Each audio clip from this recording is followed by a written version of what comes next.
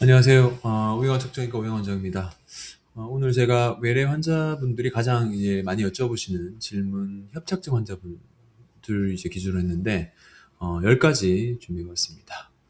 협착증이 뭔가요? 이렇게 많이 여쭤보시고요. 이런 경우 이제 뼈와 황색인대가 비정상적으로 이제 두꺼워져가지고 신경관이 좁아지는 거죠. 그래서 증상이 아래허리 엉치, 뭐 허리만 아픈 경우도 있지만 엉치, 다리 저림, 그리고 뭐 밤에 쥐가 나는 증상 등 협착증 증상은 다양하게 생길 수 있습니다.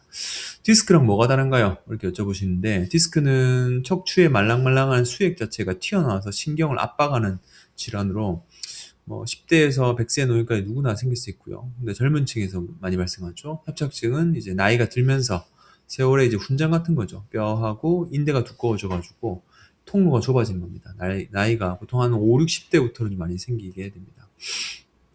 왜 서 있을 때나 이제 걸을 때만 다리가 저리가 아픈가요? 협착증 환자들은 이제 주로 이제 간헐적 파행이라고 쉬었다 가는 증상을 이제 호소하죠. 그래서 가만히 서 있으면 관이 좁아져 가지고 다리 저림이 이제 생기는 거고, 일단 허리 좀 숙이거나 하게 되면 통증이 완화되는 건데, 이제 간헐적 파행 때문에 증상이 발현되게 됩니다.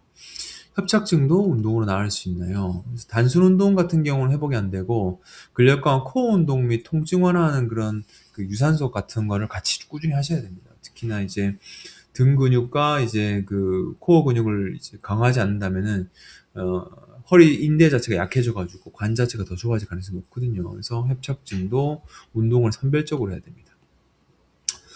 협착증인데 거꾸리나 맥켄지 운동 해도 되나요? 그래서 맥켄지 운동 같은 경우는 통증이 이제 뒤로 젖히게 되면 생기니까 오히려 디스크 환자들 유리하고요.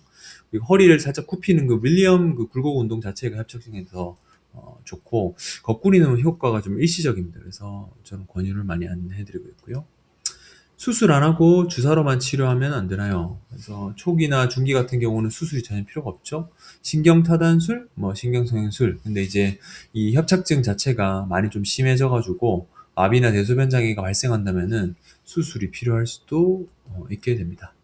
다리가 자꾸 가늘어지는 협착증 때문인가요?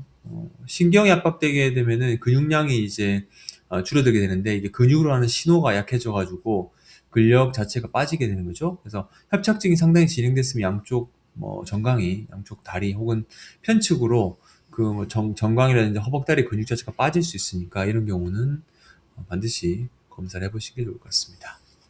꼬리뼈 시술, 신경성형수 효과가 얼마나 가나요?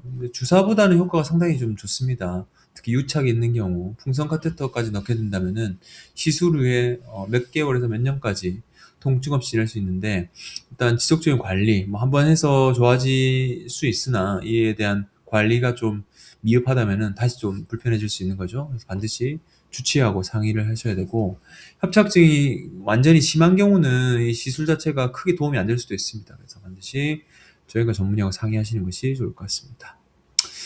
협착증 환자에게 가장 좋은 운동, 실내 자전거가 이제 크게 무리가 없죠. 살짝 굽히고 운동해서 하체 근력 강화 운동하고, 무릎 자체가 많이 아프신 분들은 아예 좌식으로 하는 경우도 있긴 한데, 허리가 안 좋으신 분들은 이런 자전거가 무난할 것 같습니다. 협착증 방치하면 전신마비가 오나요? 전신마비까지 오는 경우는 없고요. 요추 같은 경우는 파행, 그리고 다리 근력장애가 생겨서 다리 힘이 빠진 경우 있고요. 흉추나 경추 협착증이 있다면 이제 마비가 생길 수 있긴 하죠. 그래서 후종인대골화증 및 경추 척수병증 그 동반한 협착증 같은 경우는 전신마비, 하반신마비가 생길 수 있습니다. 어느 병원의 수술을 잘하나요? 그래서 뭐 수술 같은 경우도 이제 시술이나 이런 것들이 많이 시행되는 곳, 그리고 그 의사의 철학이 제일 중요한데, 어쨌건 환자분 자체가 얼만큼 그 주치의와 같은 방향을 보고 잘 갈 수 있는지에 대한 그런 무턱대고 이제 한 의사가 이건 뭐 이렇게 하면 죽습니다, 이렇게 얘기하셨으면은 병원을 좀 알아보시는 것이 좋을 것 같습니다. 저희 병원 오시면 제가 친절하게 설명 좀 드리도록 하겠습니다. 협착증, 만성 질환이죠. 조기 발견이 없고 증상이 악화되고 나서 이제 그 체크될 수 있는데, 그 전에 검진하고 운동으로 근력 강화하고 통증 관리를 하는 것이 좋을 것 같습니다.